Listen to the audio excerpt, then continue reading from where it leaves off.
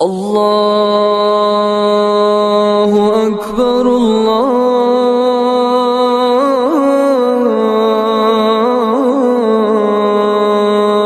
اکبر۔ السلام علیکم ورحمۃ اللہ وبرکاتہ۔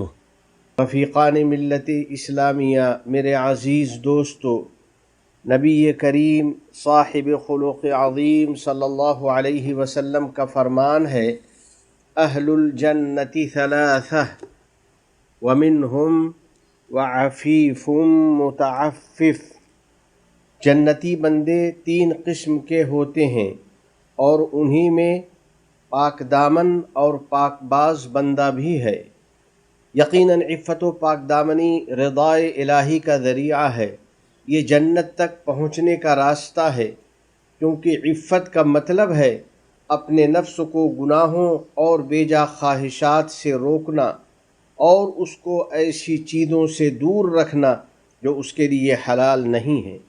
اللہ سبحانہ و تعالی نے اس کا اجر بیان کرتے ہوئے فرمایا، وَأَمَّا مَنْ خَافَ مَقَامَ رَبِّهِ وَنَهَى النَّفْسَ عَنِ الْهَوَىٰ فَإِنَّ الْجَنَّةَ هِيَ الْمَأْوَىٰ۔ اور جو شخص اپنے رب کے سامنے کھڑا ہونے سے ڈرتا ہوگا اور نفس کو خواہشات نفس سے روکا ہوگا تو جنت اس کا ٹھکانہ ہے۔ عفت و پاک بازی کی عظمت و اہمیت کی بنا پر رسول رحمت صلی اللہ علیہ وسلم باری تعالیٰ سے اس کا سوال کرتے اور اس طرح دعا کرتے، اللہم انی اسألک الہدی والتقی والعفاف والغنی۔ یا اللہ، میں تجھ سے ہدایت، تقوی، پاک دامنی اور غنا کا سوال کرتا ہوں۔ ہمارے نبی کریم صلی اللہ علیہ وسلم نے ہمیں عفت و پاک بازی اختیار کرنے کا حکم دیا ہے اور اس پر لوگوں کو برانگیختہ کیا ہے۔ چنانچہ جب شاہ روم ہرقل نے ابو سفیان سے نبی رحمت صلی اللہ علیہ وسلم کے بارے میں دریافت کیا تھا کہ وہ لوگوں کو کن باتوں کا حکم دیتے ہیں، تو ابو سفیان نے اس کو اس طرح جواب دیا تھا، وہ ہمیں نماز کا، سچ بولنے کا، عفت و پاک دامنی کا اور صلہ رحمی کا حکم دیتے ہیں۔ پاکیزہ اخلاق اور عفت و پاک دامنی کا اہتمام کرنے والوں، عفت و پاک دامنی ایک دینی فریضہ، ایک اخلاقی خوبی، ایک معاشرتی بھلائی اور ایک مہذب برتاؤ ہے۔ اس کی بدولت لوگوں کی عزتیں محفوظ رہتی ہیں اور سماج میں تہذیب و شرافت قائم رہتی ہے۔ اس کا طریقہ یہ ہے کہ مومن بندہ دوسروں کی عزت و آبرو کا لحاظ رکھے، اپنی زبان اور اپنی خواہشات پر قابو رکھے اور اس سلسلے میں اللہ تعالیٰ سے مدد مانگتا رہے۔ عفت و پاک بازی کی ایک اہم صورت آدمی کا لوگوں کے مال سے دور رہنا ہے اور اس میں بیجا تصرف کرنے سے بچنا ہے۔ بس وہ کسی کے مال و منال پر نگاہ نہ رکھے اور ایسی چیزوں کی طرف تاک جھانک نہ کرے جس کا اسے حق نہیں۔ رحمت کونین صلی اللہ علیہ وسلم کا ارشاد ہے، وَمَن يَسْتَعْفِفْ يُعِفَّهُ اللَّهُ وَمَن يَسْتَغْنِ يُغْنِهِ اللَّهُ۔ اور جو شخص اللہ تعالیٰ سے پاک دامنی کا سوال کرتا ہے تو اللہ تعالیٰ اسے پاک دامن بنا دیتا ہے، اور جو استغنا کی دعا کرتا ہے تو اللہ تعالیٰ اسے مستغنی اور لوگوں سے بے نیاز بنا دیتا ہے۔ اور اللہ رب العزت نے صحابہ کرام کی ایک جماعت کی اس خوبی پر تعریف فرمائی ہے کہ وہ حضرات اپنی عزت نفس کی حفاظت کرتے تھے اور حاجت کے باوجود لوگوں سے کوئی سوال نہیں کرتے تھے۔ اسی بنا پر بہت سے لوگ ان کو مالدار سمجھتے تھے۔ چنانچہ باری تعالیٰ کا ارشاد ہے، يَحْسَبُهُمُ الْجَاهِلُ أَغْنِيَاءَ مِنَ التَّعَفُّفِ۔ ان لوگوں کے سوال سے بچنے کے سبب ناواقف آدمی انہیں مالدار سمجھتا ہے۔ پاک بازی کی ایک صورت لوگوں کے حقوق ادا کرنا ہے اور امانتیں ان کے مالکوں کو واپس کر دینا ہے۔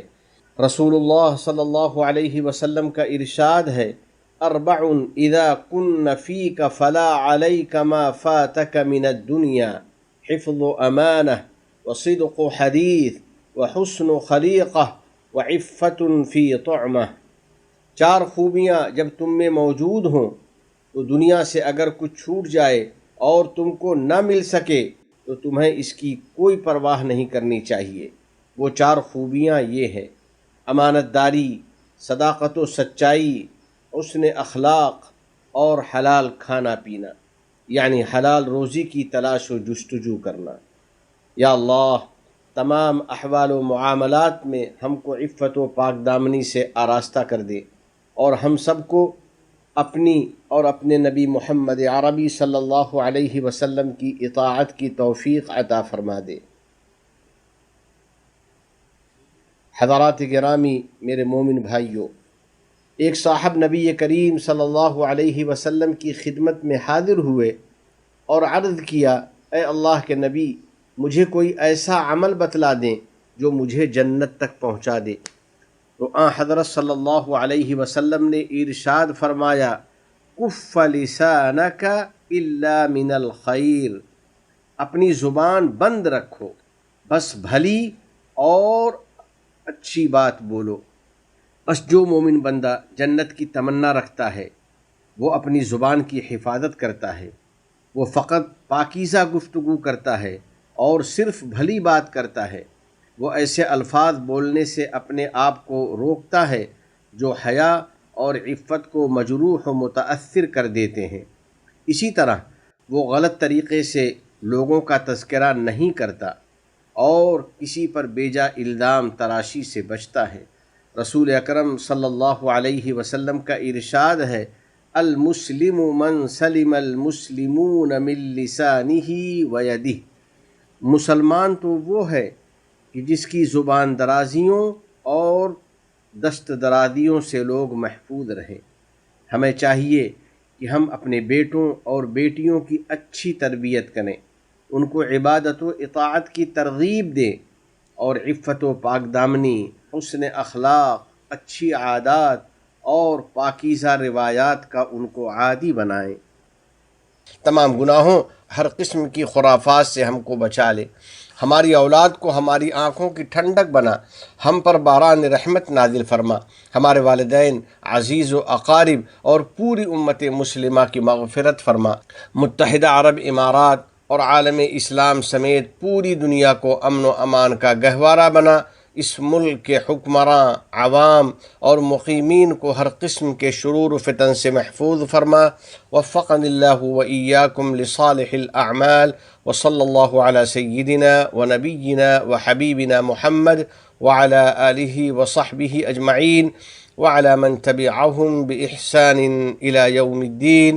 والسلام علیکم ورحمۃ اللہ وبرکاتہ۔